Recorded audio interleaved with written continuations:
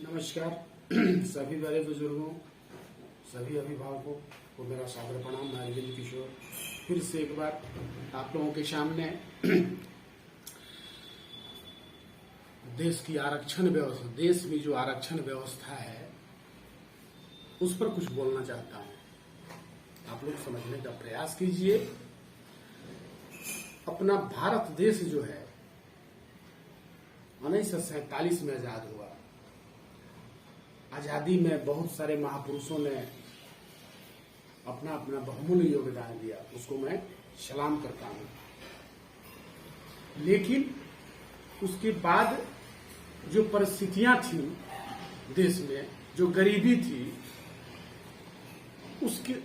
उसको ध्यान में रखते हुए मात्र 10 साल के लिए बाबा साहब भीमराव अम्बेडकर, जवाहरलाल नेहरू, सरदार पटेल और भी जितने महानुभाव, doctor Rajendra Prasad ji,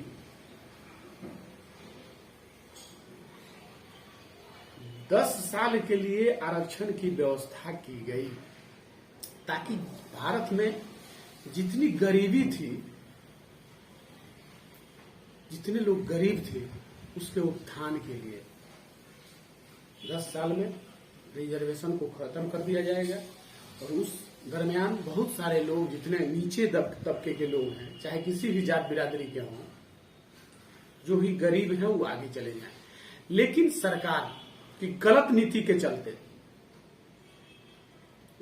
vote bank, हम सभी लोग वोट बैंक बन गए और वोट बैंक बनकर के ही रह गए। न हम लोग समझ सके, न हमारे देश के नेताजी लोग समझ सके। और आज स्थिति यह है कि देशों को आजाद हुए 70 साल से ऊपर हो गए, उसके बाद आज तक वही रिजर्वेशन पॉलिसी पर काम हो रहा है। हमारे माननीय प्रधानमंत्री जी जो आज हैं, पिछली सरकार को पानी पी पी करके खामियां निकालते हैं और फिर उसी ढरे पे चलते हैं। मैं तो उन अंधभक्तों से कहना चाहता हूं, अरे अंधभक्तों, अब तो चेतो।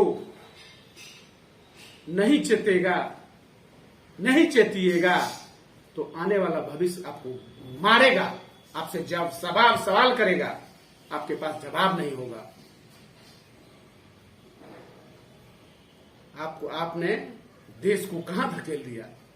माननीय प्रधानमंत्री जी, देश की स्थिति इतनी विकट होते जा रही है, कहीं रोजगार नहीं है, हर जगह कमीशन खोरी है।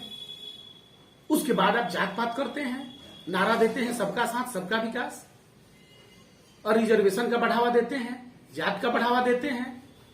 धिक्कार है नरेंद्र मोदी जी आपको। आप भी उसी ढरे पे चल रहे हैं। कांग्रेस को कोसने का काम मत कीजिए।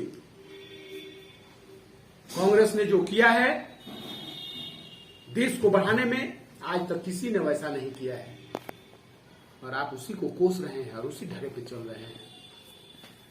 इसलिए मैं उन अंधभक्तों के, आपसे, आपके जो अंधभक्त बने हुए हैं, मैं उनसे हाथ जोड़ करके प्रार्थना करता हूं कि संभल जाइए, अभी भी समय है।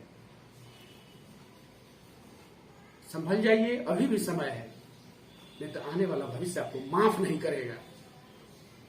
इतनी विकट समस्या होते जा रही है, भविष्य बर्बाद होते जा रहा है, कोई चिंता नहीं है। कहीं हिंदू मुस्लिम, कहीं बैकवर्ड फॉरवर्ड, कहीं ओबीसी, दलित, महादलित, SC ST कर रहे हैं, और रिजर्वेशन बढ़ाए जा रहे हैं, आरक्षण बढ़ाए जा रहे हैं। अगर हिम्मत है मोदी जी, तो आप आर्थिक आधार पर आरक्षण कीजिए। किसी भी जात बिरादरी का हो, आर्थिक रूप से कमजोर हो, उसको रिजर्वेशन मिलनी चाहिए। नहीं तो इस देश से गरीबी नहीं मिटेगी। ये एकदम दावा के साथ मैं कह रहा हूं कि जब तक आर्थिक आधार पर रिजर्वेशन नहीं लगेगा, चाहे किसी भी जात बिरादरी के हों, गरीब, उनका उत्थान नहीं हो सकता है। आप केवल वोट बैंक की चिंता करते हैं, केवल कुर्सी की चिंता है आपको, केवल कैसे पूरे देश में प्रत्येक राज्य में आपकी सरकार हो जाए, यही आपकी चिंता है। देश की कोई चिंता नहीं है। अगर देश की चिंता होती तो आज देश कहां है? महंगाई चरम पे है, कमीशनखोरी चरम पे है, हर जगह घुसखोरी है, हर कार्यालय में घुसखोरी है, हर चीज बेचा जा रहा है, कहीं रोजगार का नया सृजन नहीं हो रहा है, युवा दर दर भटक रहे हैं। मैं खासकर उन युवाओं से भी अपील करता हूं कि आप लोग समझ जाइए, अपने भविष्य को अंधकार में मत बनाइए। एक कहावत है कि शिकारी आएगा, जाल बिछाएगा, दाना डालेगा और लोभ से उसमें फंसना मत। आज वही हिंदुस्तान में हो रहा है। ये शिकारी आया है और जाल भी डाल दिया है और दाना भी डाल दिया है, और इसमें जितने सारे हिंदुस्तानी हैं, जितने अंधभक्त हैं, सब लोग उसमें फंसते जा रहे हैं, फंसते जा रहे हैं और झंडा ढो रहे हैं। हिंदू मुस्लिम, दलित महादलित, ओबीसी, बैकवर्ड फॉरवर्ड, यही राजनीति है। क्या ऐसे ही देश का विकास होगा? क्या ऐसे ही आम आदमी का विकास होगा? ऐसे संभव कतई नहीं है, कतई नहीं होगा। आप हिम्मत है, जैसे आपने मंदिर पर काम किया, जैसे आपने धारा 370 पर काम किया, वैसे ही रिजर्वेशन पर काम कीजिए। रिजर्वेशन को खत्म या तो खत्म कर दीजिए और नहीं तो आर्थिक आधार पर रिजर्वेशन कर दीजिए।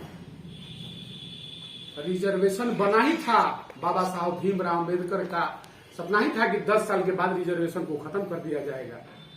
लेकिन उस समय की सरकार, उस समय से लेकर के आज तक रिजर्वेशन चल ही रहा है और देश जहां है, देश जहां था वहीं है। जो गरीब है वो गरीब होते जा रहे हैं, जो अमीर है वो अमीर होते जा रहे हैं। एक जूता सीने वाले, एक रिक्शा चलाने वाले, एक अंडा बेचने वाले, एक घर में खेत में काम करने वाले मजदूर को, किसान को रिजर्वेशन नहीं मिल रहा है। रिजर्वेशन अमीरों को मिल रहा है।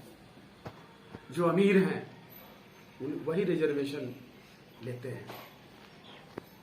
इसलिए सबसे पहले जरूरी है कि शिक्षा कैसे सुंदर किया जाए, स्कूल को कैसे सुंदर बनाया जाए, गुणवत्तापूर्ण शिक्षक की बहाली हो, गुणवत्तापूर्ण शिक्षा दी जाए और आर्थिक आधार पर रिजर्वेशन किया जाए और नया रोजगार का सृजन किया जाए, नए नए कल कारखाने खोले जाएं। आज स्थिति क्या है? खासकर बिहार में 3-4 दर्जन से ज्यादा चीनी मिल बंद है। मरहौरा का मॉटन फैक्ट्री जो एशिया में नाम था, बंद है, जो विदेश जाता था। आज तक इस पर कोई काम नहीं है। सिवान में सुत्ता फैक्ट्री था, पचरुखी में चीनी मिल था, सिवान में चीनी मिल था, महाराजगंज में चीनी मिल था, मरहौरा में चीनी मिल था। क्या स्थिति है उसकी? इस पर क्यों आप सोच रहे हैं? आप नारा देते हैं कि सबका साथ सबका विकास, न खाने दूंगा, न खाऊंगा, न खाने दूंगा, लेकिन स्थिति क्या है देश की? आज देश की स्थिति भयावह होती जा रही है। कहीं रोजगार नहीं है, युवा दर दर भटक रहे हैं, हर चीज बेचा जा रहा है। क्या ऐसे ही देश चलेगा? क्या ऐसे ही देश चलेगा? क्या ऐसे ही देश चलता है? और अपने आप पीठ थपथपाते हैं, लोगों को अंधभक्त बनाते हैं, कहीं हिंदू मुस्लिम करते हैं और रिजर्वेशन को बढ़ावा देते हैं, जात पात का बढ़ावा देते हैं। हम ओबीसी हैं, हम ये हैं, इसलिए आप संभल जाइए, नहीं तो अब देश की जनता जग चुकी है और इसका परिणाम बहुत ही बुरा होगा आने वाला समय। आपने कहा था कि मैं क्या हूं, मैं तो झोला उठाऊंगा, चल दूंगा। लगता यही है कि आपका दिन अब आ गया है कि झोला उठाइएगा, चल दीजिएगा, लेकिन सत्यानाश करके जाइएगा, हिंदुस्तान को सब खत्म करके ही जाइएगा। इसलिए सभी अनुभक्तों से, सभी महानुभावों से, सभी अभिभावकों से मैं हाथ जोड़ करके विनती करता हूं कि आप लोग भी अपने भविष्य के बारे में सोचिए और इस पर अमल कीजिए। जय हिंद, जय भारत, जय बिहार, जय समाज।